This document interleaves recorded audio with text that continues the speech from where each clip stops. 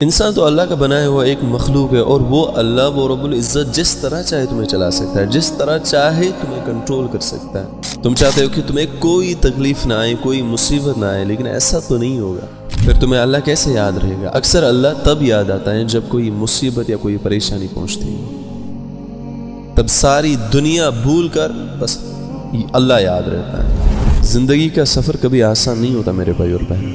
ہر انسان مشکلاتوں سے گزرتا ہے، کبھی غم، کبھی تکلیف، کبھی پریشانی، کبھی کوئی ٹینشن، کبھی فیوچر کی ٹینشن، کبھی لوگوں کی باتیں، کبھی رشتہ داروں کے تانے، یا کبھی اپنی ہی ناکامیاں دل توڑ دیتی۔ لیکن یاد رکھو، تمہارا رب کبھی تمہاری طاقت سے زیادہ تم پر بوجھ نہیں ڈالے گا۔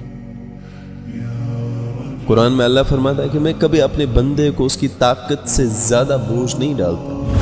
تو تمہارا بھی تو رب ہے، تم پر کیسے ڈالے گا؟ تم اتنا ڈس اپوائنٹ، اتنا نا امید کیوں رہتے ہو؟ کیوں لگتا ہے کہ بس میں کچھ نہیں کر سکتا، یہ دنیا میرے لیے نہیں ہے، اس دنیا کی مصیبتیں میرے لیے، پریشانیاں میرے لیے نہیں؟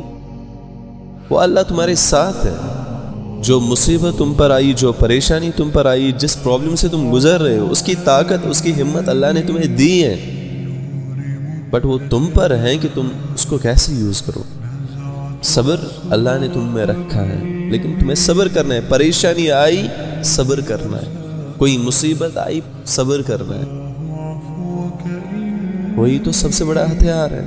یعنی یہ ساری پریشانیاں، یہ مصیبتیں صرف تم پر نہیں آئی، بلکہ جو اللہ کے بہت قریب تھے، انبیاء، اللہ کے نبی صلی اللہ علیہ وسلم، جس کے لیے یہ پوری کائنات بنائی گئی، اس نے بھی تو بہت ساری مصیبتیں دیکھی، اس نے بھی تو بہت ساری پریشانیاں دیکھی،